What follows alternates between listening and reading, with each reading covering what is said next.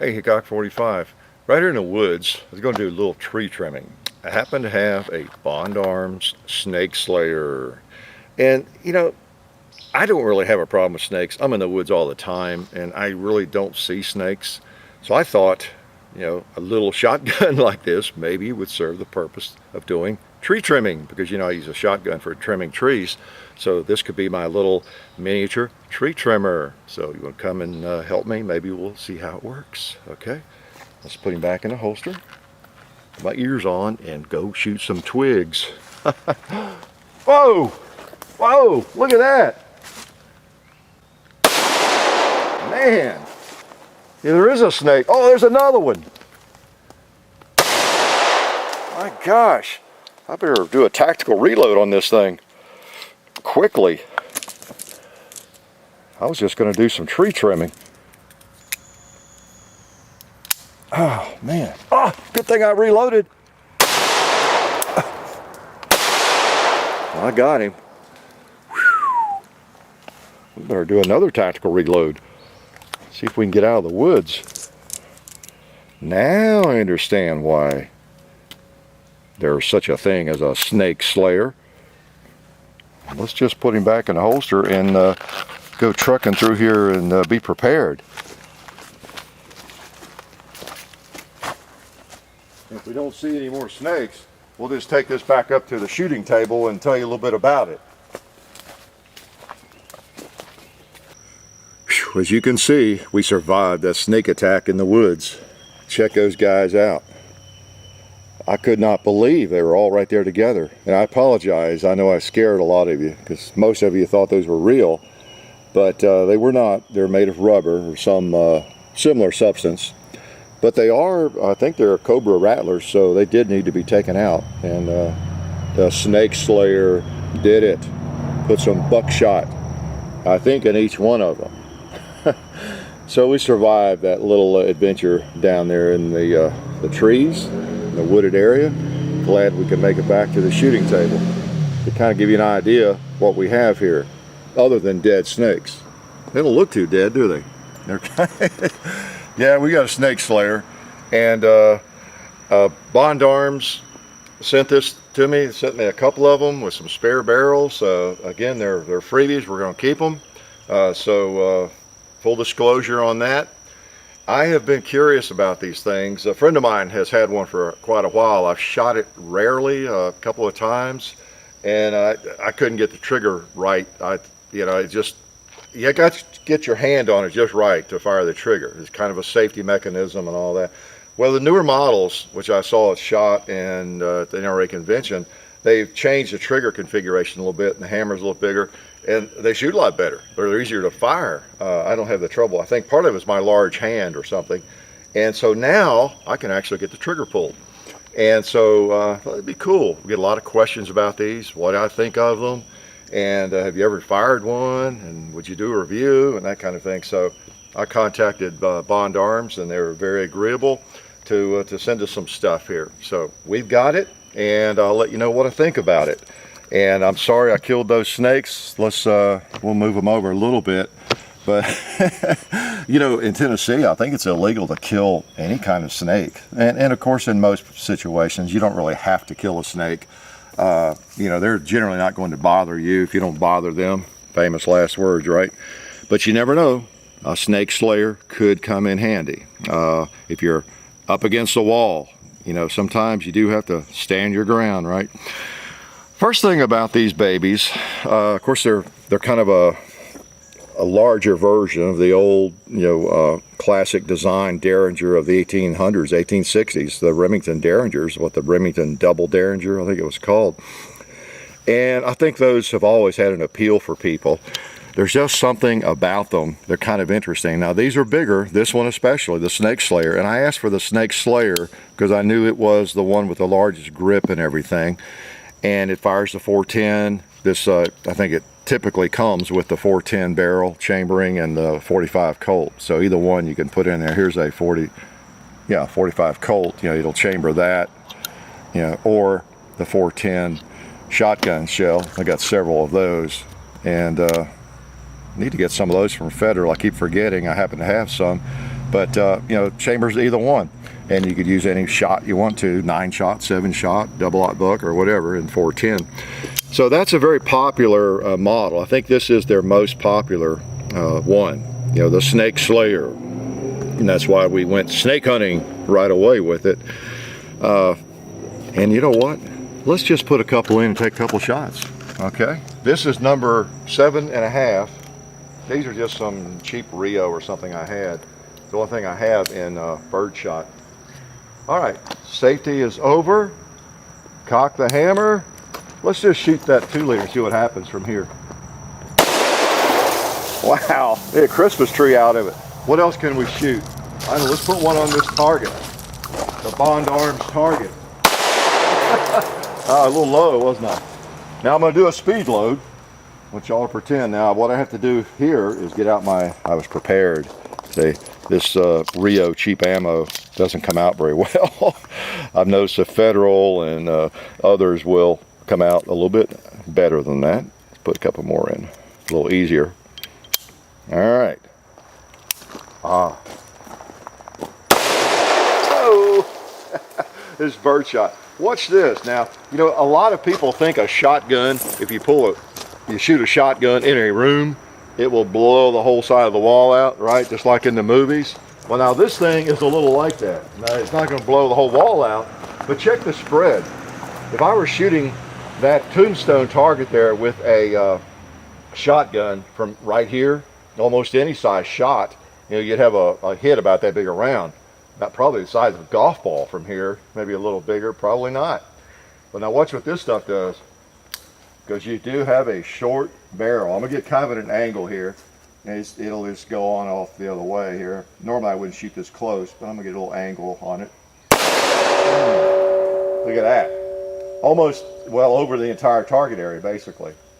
So, so this one is one of those shotgun Hollywood shotgun situations. Okay, so let's throw those out. I know they're both empty. And this does present some safety issues we'll talk about. It really does feel strange when you have a barrel flipping up really quick like that. I tend to, and really we should, obviously that barrel is not going to fire if it's opened up like that, even if there's rounds in it. But still, it's not a good habit to get into, having a barrel pointed at you, pointed at your head, or the person next to you and everything. So I've tried to avoid that. When I break it down, I tend to try to just kind of give it that action, you know, so the end of the muzzle is pointing somewhere other than at me or John or the ticks in the trees or, you know, whatever. But it is a little bit different. Okay, so let's go back up here and see what else we can find. Some different kinds of ammo maybe. And I'll show you how these silly things work. And I really did think they're kind of silly. Not as silly. I think I don't know if I'm a convert, but I'm impressed with these things. Bottom line is I'm impressed with them and how well they are made. They're an impressive firearm. There's no doubt about it. I know a piece of machinery when I get a hold of it, if it seems like it's made well, if it's a piece of quality, if it's something I'm not going to carry. It is made well. Okay, we'll talk about the positives and negatives. And one of the positives is, to me, the way it is made. The darn thing, just listen, it just clicks in. And, you know, it's got this ejector, automatic ejector if it's a rim cartridge, and then you can push on it too. Now with these Rio, I don't think I could be a salesman for them. They kind of stick in there, and anything does when it gets dirty, I guess. So you got to take care of those snakes with the first 2 shots. Or you carry a stick in your back pocket like I do. That's actually ramrods, cleaning thing. I got 2 bases covered there. If I get a little extra grit in there, I had some. That's why I have some of those on the table. These are cool. I've been using these a lot lately. But the stick is handy too for one of these. Just in case you wondered what that was, I happen to have in my back pocket. All right, so this one is a 45 and 410, and I got some extra barrels here. Got a 357 Magnum barrel I requested because I thought that might come in handy. These are made in Granbury, Texas, by the way. Should have stopped by there when I was in Dallas because I noticed it's not far out of Dallas. Just feels like a quality chunk of metal, you know, just the finish and fit and everything. Beautiful grips. What else? The safety is right here. Notice the push that across. It's on safe right now, and it's designed to hit with your thumb, you know, to release it. So now it's ready to fire. It's got a little mechanism, if you can see it, on the hammer right there. And what it does is, you got 2 firing pins, of course. Now when I let this hammer down, you can see it doesn't engage that top firing pin, so it means the bottom one's going to fire. Okay, now when I cock it, or after I fire it, hammer comes back, that moves up, now it's going to engage that top firing pin, see? So there may be another smarter way, I don't know. What I've been doing is, if I want the top barrel to fire, I just mess with the hammer until I'm sure it's there, and then I load it. Of course, it's smarter to do it that way, but so I know now it just would have fired the lower barrel, so I bring it back, and now it's going to fire the upper barrel. So you can kind of gauge that way. If you for some reason you want to fire one of the other barrels, you know, over the other one. So anyway, I guess you could carry a different kind of shot in the top barrel, and maybe a 45 slug in the bottom barrel, whatever you wanted to do. Don't know. Let me show you how easy it is to change out the barrels on these crazy things. If you want, I wouldn't switch in the middle of combat though, or if you're being attacked by snakes, Tennessee rattlers, whether they're black, yellow, or green. It might be too late. So you just take this little Allen wrench and take that out, and you can slip the other one in, and all these are interchangeable, all of them, as I understand, for any gun. You know, this one here has that matte finish, and it's really for the other gun, the backup, but it will slip on here and vice versa. And you just push that down and screw it back in. So it's not a problem changing calibers. And while we have this in here, maybe we'll shoot might as well get them all dirty, right? So now we're in 357 Magnum world. Maybe we have some, or 38s. Let's try a couple of 38s here. Thanks to Federal, we have 38s, 357 Magnum and everything. These are hollow points. Ooh, dangerous. Look at that. Let me put a couple of those in my pocket here, just in case I run into trouble. All right, so it's ready to go. Safety's off. Let's cock it. Let me put one of these on that target.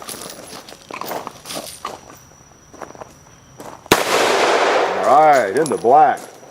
Should I shoot one at the gong? I would like to hit the gong before the day's out. I might not, but I have actually hit it with this thing, believe it or not. Wasn't that time, was it? I think I hit it with the 38, in fact, earlier. Put a couple more in. It's always neat to be able to change calibers with any firearm by just replacing the barrels. I used to have a Contender, and you were able to do that. Let's hit the Cowboy. Well, let's shoot the, you know, which barrels? I don't know. I haven't really. Got him in the leg. All right. Put another one at the gong. Oh, I saw that. Just barely to the right of it at 3 o'clock, I think. We might hit it before the day's over. Who knows? A couple more. I think I've got, yeah, I do have 2 more. So 38 Special, 357 Magnum, very common, of course. Let's just put both these out there at the gong.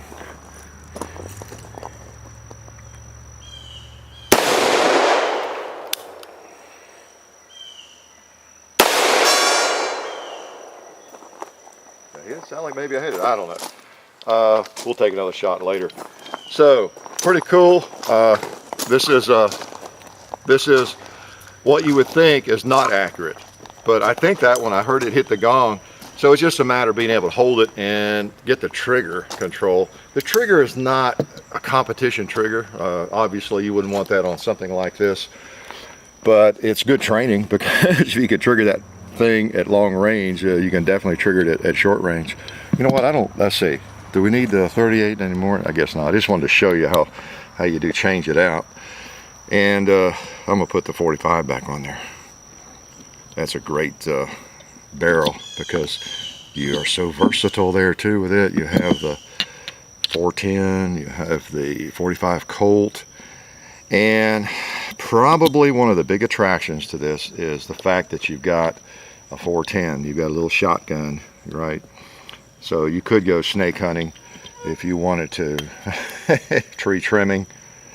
Actually, I don't know that it would be that great for tree trimming, but definitely appropriately named Snake Slayer, right? So let's put, what do we want to shoot? Let's just abuse myself a little bit here and put some triple-aught buck in it, okay?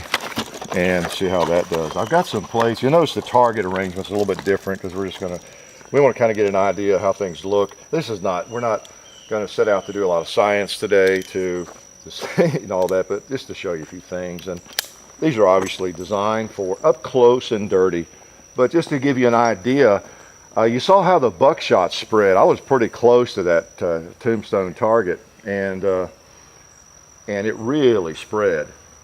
Now this does not spread as much because I have fired a couple of these. Let's put one on that bottom plate there. Let's try to. All right, got to really focus with that trigger. Ouch. Let's put one on. Let's put another one on that plate. That is a mean load. It kicks you a little bit, but I tell you what, if you had to shoot in self-defense, that might not be a bad choice. Something like that. You're the judge. You decide what you want. But there's some power there, I'll tell you, and not a lot of spread. Just about what you'd want. Okay. Show you. I don't know if you saw the end of this. Some mean-looking, stuff there. So. What are those, 30 triple-aught? I forget what caliber triple-aught is, 30, 36 or something. So that's pretty nice. Let's do a little spread on, well, we've got that on there. Again, this is the only bird shot I have. We thought we'd compare it with something else. Let's say this is an option. You got bird shot, and we might even shoot a little bird shot in this gun. So, that's another option. Some of these CCI birdshot cartridges. If you are worried about snake attacks, this is another option.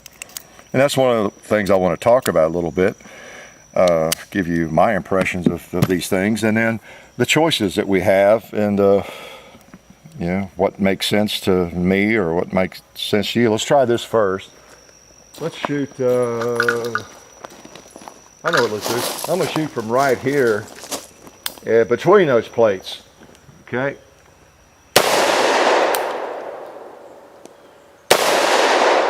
All right, so you can kind of see what that looks like.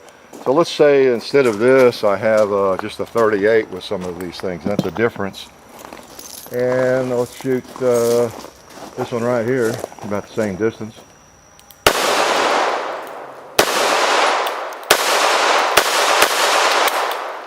So I don't know. I did feel some of that stuff bouncing off. It was hitting me in the legs. That's pretty bizarre. Didn't go through. I joke about things not going through cardboard. Some of that did not. It hit me in the legs. But so there you go. You got a lot of shots. So obviously either one would work against snakes, I guess.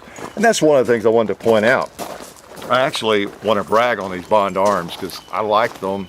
The longer I have them and mess with them, they're really cool. They're really cool. The decision, of course, in terms of practicality comes down to size, and if you're looking for a self-defense firearm, what makes the most sense to you or anybody else. And just for size comparison, let's see, get those out of there. You've got a gun that size, and you got that gun that size. I happen to have my PM9 in my pocket, empty right now too.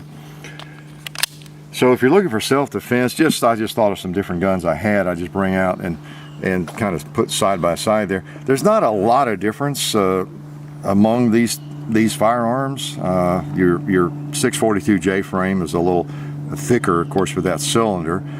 But size-wise, they're not a lot different. The PM9 is almost the same size gun, and so you've got what, 6 + 1 rounds. So the question for probably a lot of people in terms of a practical carry gun is, is it worth it to have 2 shots, you know, in that firearm. And what's a hot day? I see why the snakes were out. It's so hot and humid. But that's a decision everybody has to make. The thing you get with these, I guess, is other than a really cool firearm, is you can get big bore, you know, really big bore. You're trading capacity for bore and size of the shot, if that's what you want. You know, 357 Magnum or this. You can put a 45 Colt. I've got some pretty cool ones here. Some from Federal. This 230. I think they're 230 grain, 225 grain. Excuse me, almost. Hollow point lead. That might be my choice. You know, to carry. Let's shoot a couple of these crazy things. You know, you got big bore. You got the little holster here. Pretty cool. They sent me a couple holsters. And, you know, riding in your car, pull that thing out, and you're ready to go with some big bore stuff. Let's see if we can get anything with these. Let's shoot for the top of that target. Hey, you want to see that again? I was looking at the paper and I hit the limbs on the tree, both shots. Pretty amazing. So 45 Colt, you know, that's no slouch in a little gun like this. You wouldn't really want 44 Magnum, believe me. So that's pretty neat. What else about the actual guns? And let's get the other one over here. This one is the backup, it's called. And actually the grip on it is pretty amazing. That thing, it's kind of a soft rubber. It really locks in your hand. If this one had it may have a grip like that available. You could shoot 44 Magnum or 45-70. I was telling John, because that rubber is unreal the way that thing locks into your hand.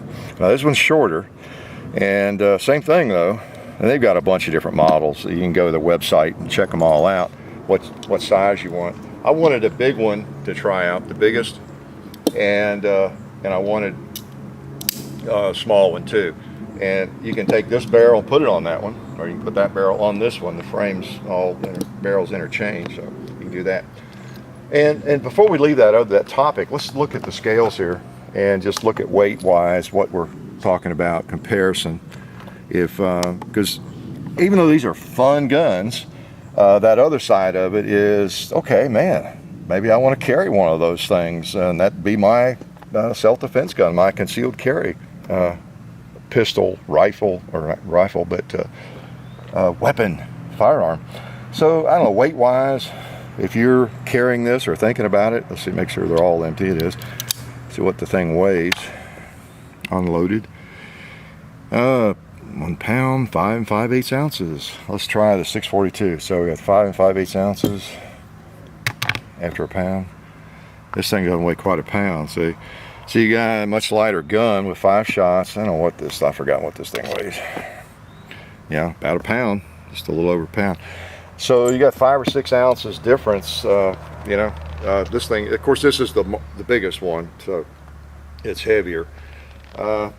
Same old thing though. If you're gonna carry a big round, powerful round, yeah, you might have a heavier firearm, right? So those are just some things to think about if you're looking for a carry gun. I don't want to mislead you, because I have so many guns, and so many guns come in and out of here that if I like it, I like it, and it's just fun to shoot, because I've got my carry guns covered. And in fact, I have my Glock 27 I took out of my pocket a minute ago. I'm covered on what I want to carry, generally speaking, so I can enjoy almost any firearm. But if you're just looking for a carry firearm, something that will defend your life against snakes or two-legged varmints or whatever, it's things you need to think about. How many shots do you need? How many shots are you willing to give up? Is this okay for you? 2 shots, 2 powerful shots perhaps, in a firearm that maybe you're more likely to have with you, if, I don't know, if it fits what you're looking for, or the holster you like and that sort of thing. Let's take a couple of shots at let's see, what was I going to show? Oh yeah, let's back up a little bit. That's what I wanted to do.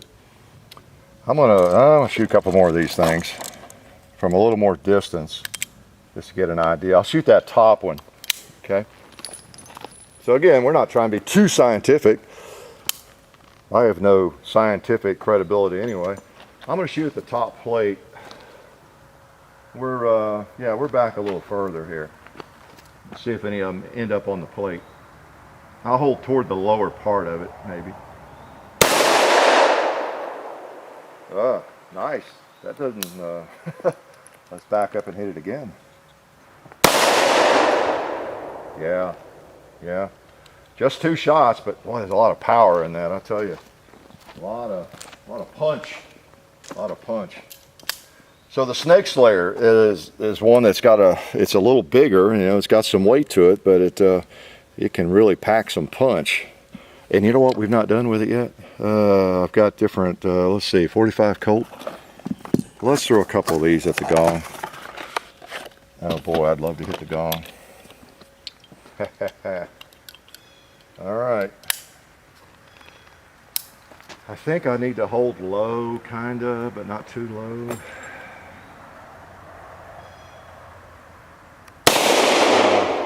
Bad flinch. Yeah, saw that one in the dirt too. That's all right. Try a couple more. The things are cool. They're a lot of fun. Let me try that again. I just would love to hit that gong again. The big bore.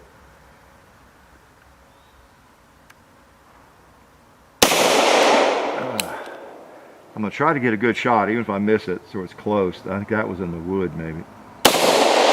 Oh, I saw that one right behind it. Okay. So I don't know how accurate they are. Who knows? But very popular. Very, very, very popular. Very much out there. I think they sell a lot of these things, and there's a lot of buzz about them. Like I said, a friend of mine has one, and looks like a birdie doo-dooed on her leather there. Let's get that off there. We don't want to get that on the firearms, right? But a lot of questions about them. A lot of people are asking about them. So I just wanted to try them out and see what I think about them. Let's shoot this one while we're hanging out here. This is has the 45 ACP barrel on it, and I have a 40 caliber barrel you can put on it. All right. So 45 ACP. We got some right here. This is and bring the box. I guess this is Federal also. Okay. Let's try a couple of these. Maybe we could hit the gong with this. No, let's just shoot here close. Like that thing. I think I jerked that one badly.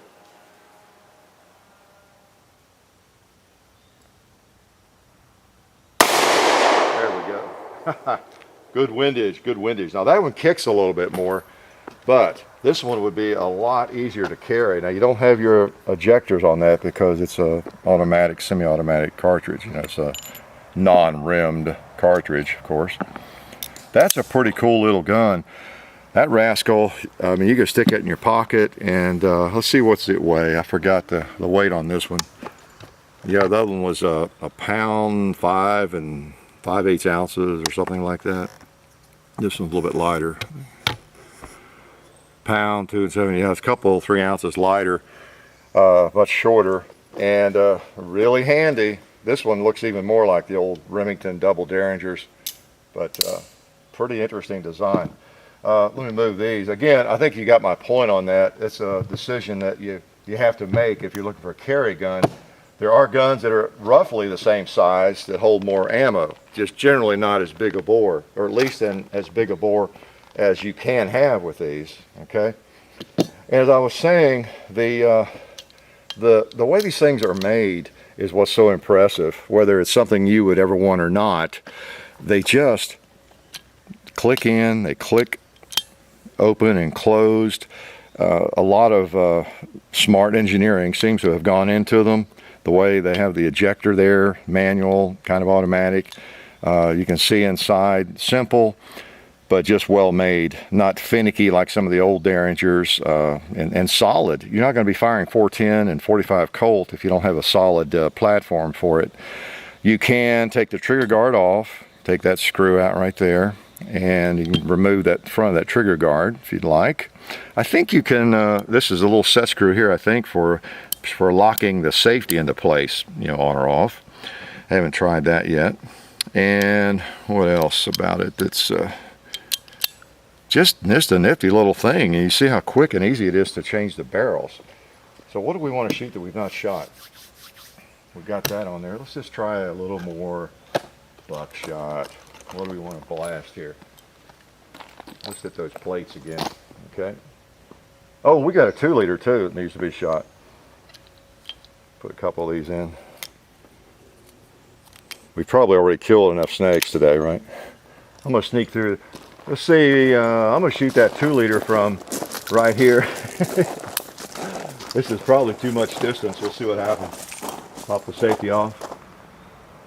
Oh, all right. I think there's a 12-ouncer right there too. Yeah.